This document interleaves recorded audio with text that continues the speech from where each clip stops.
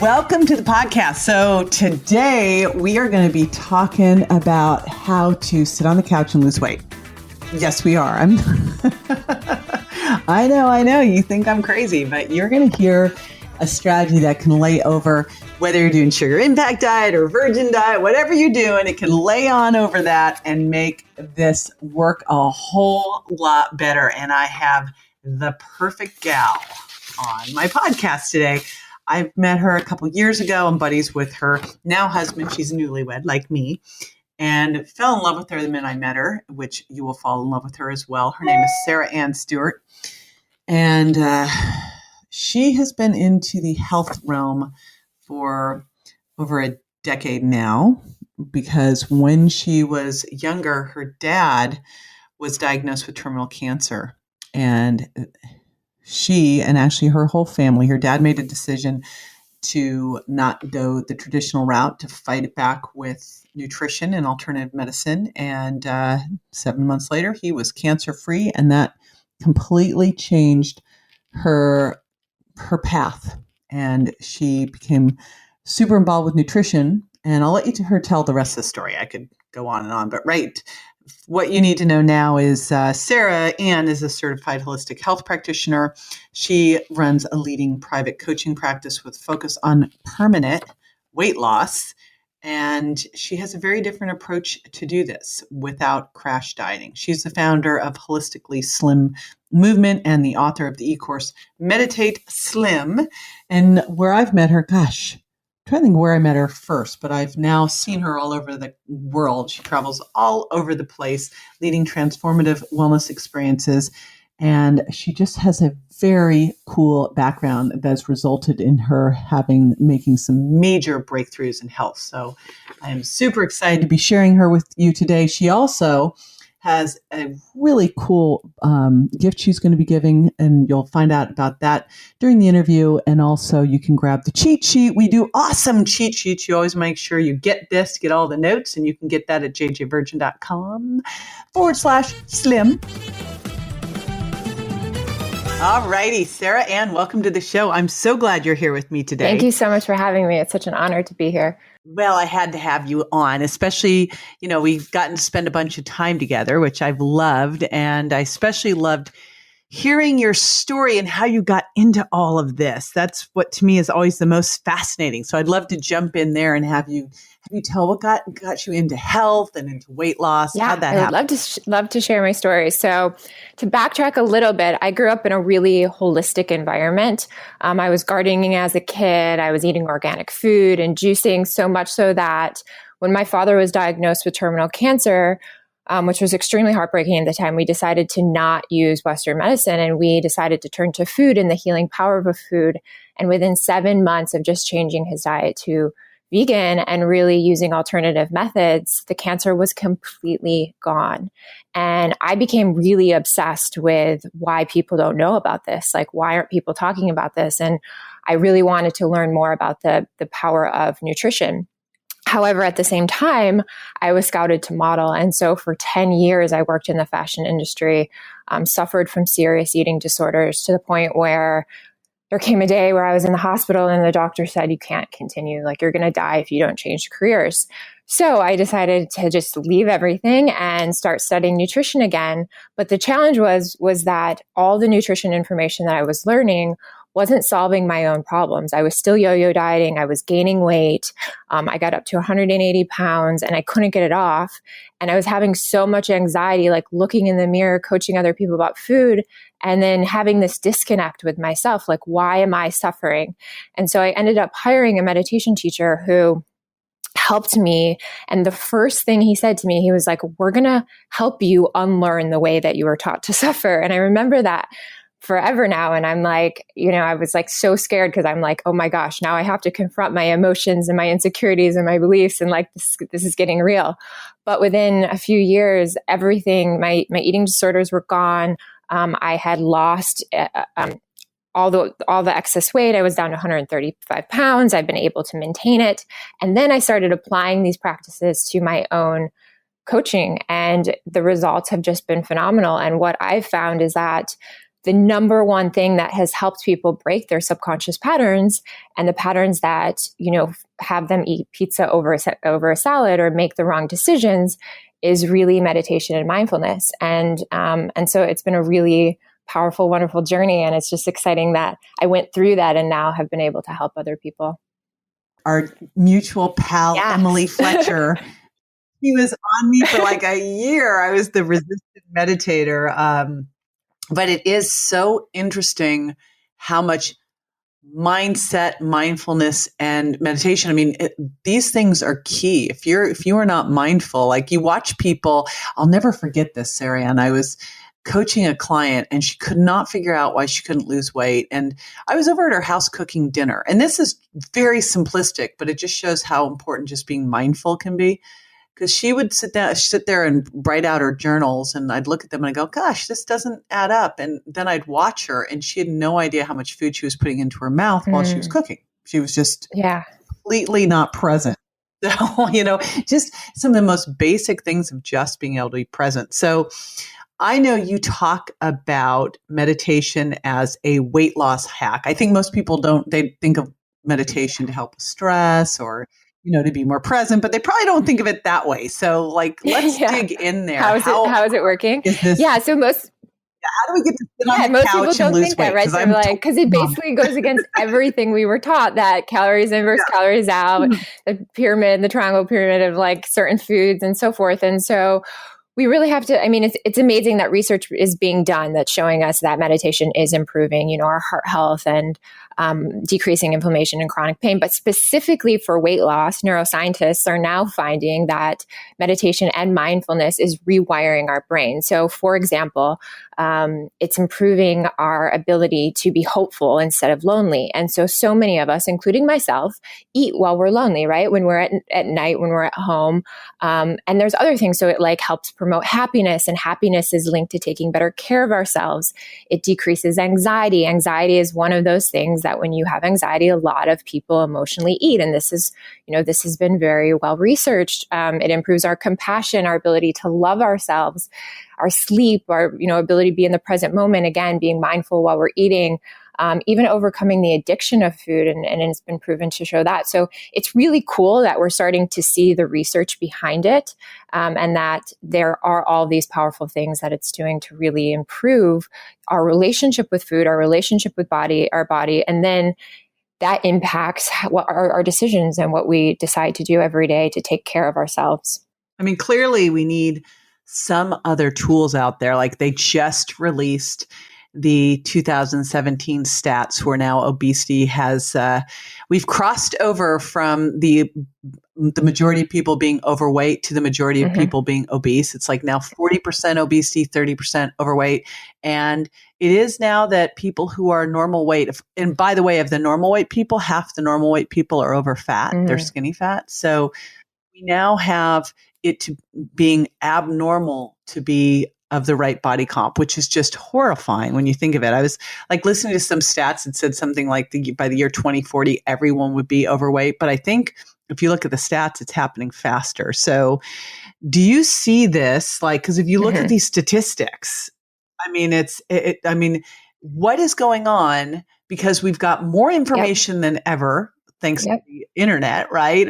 It's not a shortage of information and strategy, clearly. What's going on? So what's going on? We're spending, around $150 billion plus on medical costs for obesity. And I think what's happening is that the programs that are being implemented are diet programs. And the problem is diet causes anxiety. It causes irritability. We've seen that putting someone on a diet for a certain number of days actually causes more stress. No one's teaching lifestyle balance and creating a lifestyle around health and wellness. And so when you're putting someone on a diet, that causes more stress, which increases cortisol, which then increases your appetite. And it's this vicious cycle over and over again. And I think that meditation and mindfulness is the missing link. And when they do surveys and they survey people, 90% of people surveyed across our country don't understand that their emotional issues are actually impacting weight loss. And I think it's a huge disconnect. And I think even if we are mindful and aware, we have to become more mindful, and we have to really recognize moment to moment the decisions that we're making and looking within and saying, why am I making this decision? Where is it coming from? What childhood pattern, what conditioning, what media outlet, like where are those pieces coming together to really impact my behavior? And not only that, our subconscious mind overrides our conscious behavior. I mean, it's 30,000 times more powerful. So until we really take the time to quiet our mind and recognize the behavior, it becomes a challenge in terms of what we're deciding to do and when. It sounds so obvious. Like you listen to it and you go, oh, okay. So, because anyone who's ever been under stress, I mean, most people don't get under stress and say, I think what I need to do is have some broccoli. No. Ever. Like no one ever said that, right? So we kind of like already get this intuitively, but is there actual research to show that, like say meditation, for example? Yeah. And I get that there's a lot of people who are skeptics, and there are a lot of people that there's a lot of research being done, more so now specifically for weight loss. I mean, Vanderbilt University showed how it decreases childhood obesity. San Francisco University showed how obese women who were mindful and meditated lost much more significant weight. Cornell University did some research on how, like the people who are trim and how they remain trim. And a lot of it was their connection with their bodies and intuitively listening to what they specifically needed. So there's all this research being done, right? But I think really just to give an example, like I had a client who kind of the same situation where she knew a lot of stuff. She had spent thousands of dollars, had a wall of supplements. She had a sauna in her bedroom, an elliptical in her living room. She was set up for success, but yet was carrying all this extra weight and couldn't lose weight. And so when I spoke with her, I said, we're not going to talk about nutrition for just a couple of weeks. You're going to be mindful and meditate and just quiet your mind for a few minutes a day. And at the end of the process, we started to recognize that it was a feeling of unworth in the relationship with her father. And there was a series of patterning from her childhood of being told certain things as a kid about food. And so that was more important than necessarily having all the resources. And we see this with celebrities too, right? Like that celebrities have access to everything, but yet they still talk about the emotional eating and stress eating and anxiety eating. And until you really go and heal the story and the conditioned beliefs, we're going to keep reaching for the feeling that's inside of us, whether that's low self-esteem, unworthiness, stress, anxiousness, whatever it is, we're going to be replacing it with food because we want to avoid that emotion. It was a crazy thing when I surveyed my list and I said, if you are not where you want to be with your weight and your health, what is it? And literally, Sarah Anne, I'm like thinking they're going to say, oh, it's the sugar or it's the gluten, right? Something like that. And the number one thing across the board, and you could have knocked me over with this one because I'm super left brain. Yeah. I'm like, just put the cookie down. Yeah, just stop it. This is not hard. Like, stop it. And the number one thing across the board that these people said was, I don't feel good enough. I don't feel worthy. That was it. It was it. So this woman, when you had her start with that, I mean, did she look at you first and go like, no, honey, just give me a plan? Yeah, a lot of people do. They're like, no, I just want your plan. And I said, and a lot of times I have to say like, my plan is going to be very similar. I mean, the things that we know are good for us are clean food. We know to eat organic. We know to sleep. We know these are things, right, that we talk about over and over and over again. Yeah, it's like these are discussions we have every day. And again, you can Google health and get, thousands and thousands of articles and do your own research, but you have to be willing to want to do the research and want to view your body as this beautiful experiment and dive into those patterns and really figure it out. And that was her struggle, was for so long, she was avoiding this pain. And and I kind of just said, well, are you willing to make a change? Like, have you gotten to the place? And I think people have to get to the place like I had to get to, where I was suffering so severely that I had to make a change. Otherwise, the only thing left was mindfulness. Otherwise, I would have been left with this anxiety that was like haunting me. It was the only solution. And I think people get to that where they're just, okay, I'm done. Like, this is the last January 1st, I'm going to commit to something. And, I think like 8% of people can actually stick to their resolutions, if that. And so I think people are finally like seeing that the system isn't working. 3% of 3% of dieters. So, I mean, clearly it's like, you're looking at like every type of resolution January 1. Let's just look at just diet alone. And I think what you're saying here is we've got the strategies. It's not diet alone that's going to do it. It's when you add in the mindfulness and kind of getting back into your why and confronting probably the things that we don't really want to look at. We'd rather exactly. Right. So someone like listening to this, they've never meditated before. They've got all the strategies there. They keep kind of sabotaging themselves. Like, what would you tell them to do first? Yeah, Where would they start? It is really intimidating because, and I think for most people that I speak to, they don't want to journal and they don't want to meditate because then you actually have to confront yourself, right? You have to Oh, I will tell you, Sarah Anne, if people won't journal, like literally when I used to work with people one-on-one, journaling was non-negotiable. Like that was it. I would fire you. You could not do this and I looked at your journal and that was it. And so that was it. Like, that is it. That's like, if you don't have I guess the awareness comes from meditation and comes from journaling and comes from mindfulness practices. And that's because you can finally confront what is in front of you. And so let's say you haven't ever meditated. There's a really good app called Stop, Breathe, and Think. And it helps you, there's a moving image on it. It helps you just regulate your breath.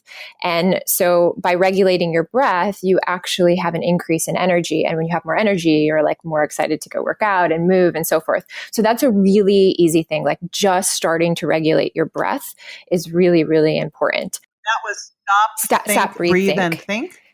And we stop, breathe, think. Yeah. We will put this in the show notes too. And I know you've also got a bunch of things that you've put together in your Holistically Slim Empower Pack. So tell us what that is, because everyone gets that free. I will give you the link. We'll put that at jjvirgin.com/slim.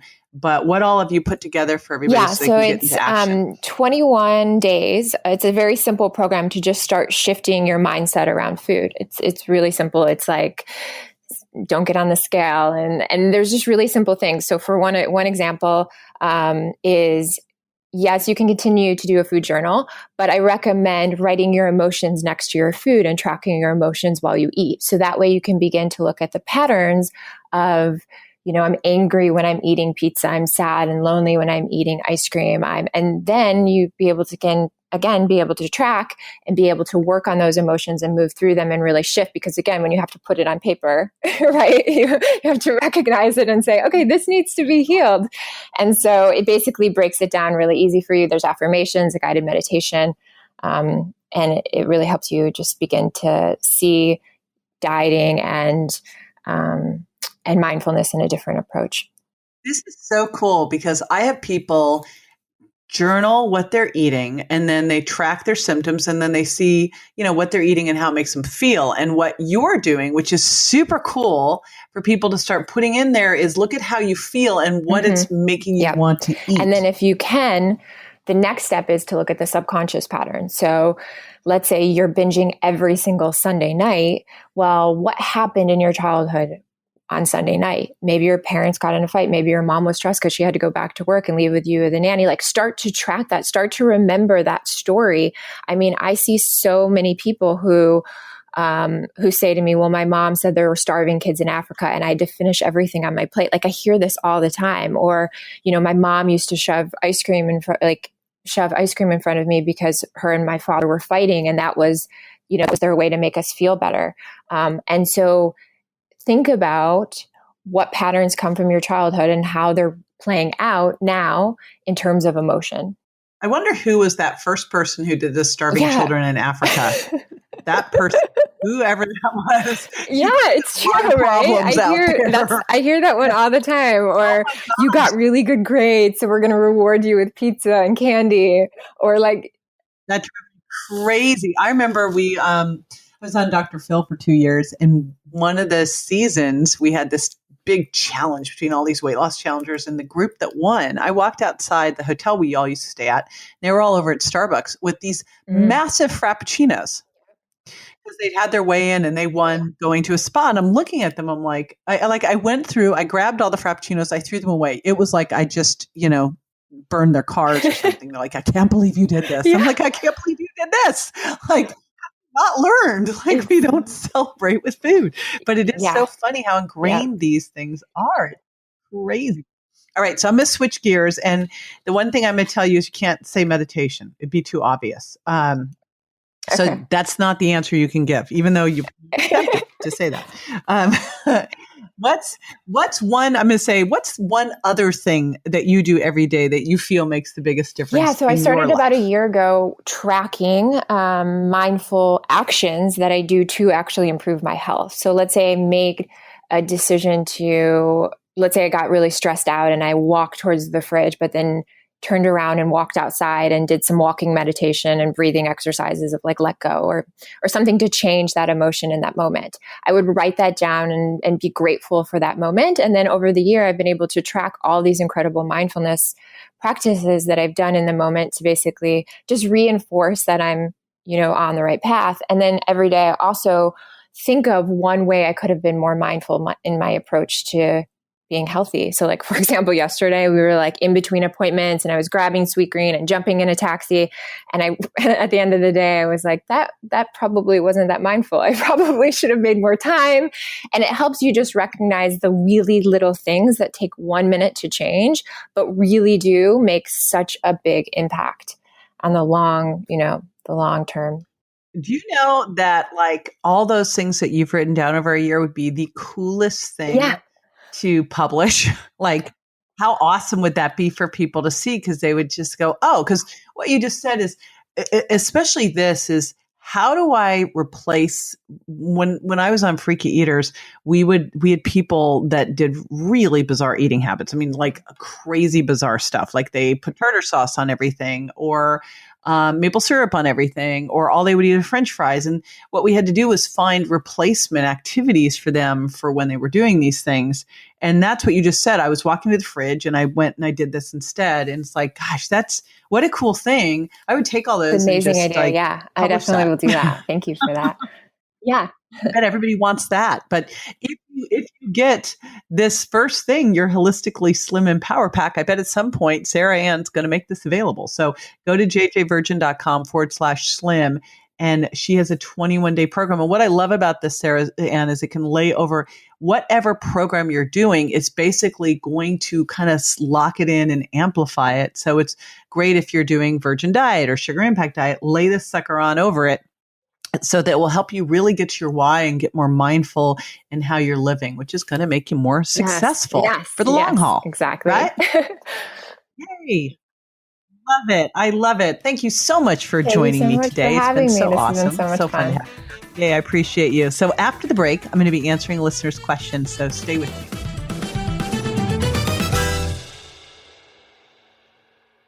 One of the number one reasons people have food intolerances is due to a leaky gut. But when taking out the offending foods and replacing them with healing foods isn't working fast enough for you, what can you do? This is where JJ Virgin's Leaky Gut Support Formula comes in. This blend of therapeutic nutrients promotes proper intestinal function, helps heal ulcers, reduces inflammation, and supports regular bowel function. If you're struggling with gas and bloating, food intolerances, or any other digestive unrest, visit jjvirgin.com/products today and give JJ's Leaky Gut Support a try. Welcome back. This is the time where I answer a listener's question. And today's question came from my 7-day challenge group. So I have a challenge that I do. You can actually learn more at jjvirgin.com/challenge. And it's free. It's a 7-day stop, drop, and swap challenge where I have you pull out the 7 high food intolerance foods for just 7 days. And magic results. So in our private Facebook group, we had a gal, Sarah, not to be confused with Sarah Anne, who was talking about the fact that every afternoon she has terrible cravings and she always gives in. And as I was listening to this Sarah Anne interview, I'm like, oh my gosh, this would be great for Sarah. And her big question was, so what do I do? So here's an interesting thing. And Sarah Anne and I were talking about our mutual friend, Emily Fletcher, who runs Ziva Meditation. So Emily teaches you to meditate twice a day, first thing when you wake up and then in the afternoon. And when you do it in the afternoon, it really gives you kind of that, if you're anxious, if things are like the day's getting out of control, it's like that break that gives you back your morning brain and kind of gets you back into, it's like calm down, lower your cortisol. And I think about what Sarah Anne just taught us and Sarah's question in the Facebook group. And I have a couple different approaches. And the first thing I would say is check out Ziva Meditation. We'll put it into the show notes. But you could be throwing in that meditation or even doing what Sarah Anne talked about with that app and just breathing during that time, just as a pattern interrupt and to kind of get your cortisol back down. Tapping works well here too. I've talked about my buddy Nick Ortner and the tapping solution, but you need something in there that just says, hey, it's that moonstruck moment of slapping you and going, snap out of it. It's time to just go, okay, let's get mindful. Let's look at what's going on. Is this anxiety hitting me in the afternoon? So I'm going for these self-soothing techniques of the dairy, the gluten, and the sugar that all have this opiate-like effect on the brain. That's my suspicion. Because I look at this and what I would tell you is if every afternoon you have this habit, what is going on? And what other habit can we put in place that will be a beneficial one instead of a detrimental one? And if it is that you've got this going on because you're stressed out, you're anxious, and then what can we do to lower that anxiety, to lower that stress during this time? Because it's going to benefit you overall. So again, now you got a bunch of resources, Sarah, to help you go after this so that you can put the cookie down. There you go. All right. The other part, of course, is don't bring the enemy into the house. And if you're at work, if there's vending machines down the hallway, don't go down there. Don't go there. Okay. Now, if you'd like to submit a question, if you're in any of my private groups, we always monitor those. We're looking for those great questions. Same with on Facebook and Instagram. So feel free. We not only monitor them, we're answering them all the time. And I say we because I have my coaches in there helping me too. But I also look for the ones that just fit so well with whatever podcast I'm doing so that we can throw them on in and share it with everybody. So thank you so much for asking those questions. Super appreciate it. And by the way, the other thing we appreciate a ton are these awesome reviews on iTunes. And I can't tell you how much I appreciate when I get to read these reviews. And every week I go over the reviews as I'm getting ready to record a podcast. We look at all of them. The team looks at them, and it makes all of our days. So big appreciation for that. And I just want to read out this one by Von Marvelous. And Von Marvelous, 5 stars, says, love it as the big subject line. And it says, JJ Virgin is wise, knowledgeable, fun, and has a wonderful podcast. I listen to this podcast all the time, have read her books, drink her delicious shakes, and basically try to soak up everything she says. I think anyone who wants to be healthy and live a great life should listen to this podcast. Von Marvelous, thank you so much. I super appreciate that. Wise, knowledgeable, and fun. I'll take it. I'll take that. So thank you so much for that. And again, you can leave a review on iTunes too, and we appreciate it. Just head on over there. And when you're there, be sure to subscribe. And if you have other friends who you would love to help be healthier and happier, hey, share it on over to them too. All right. Thank you so much. See you next week.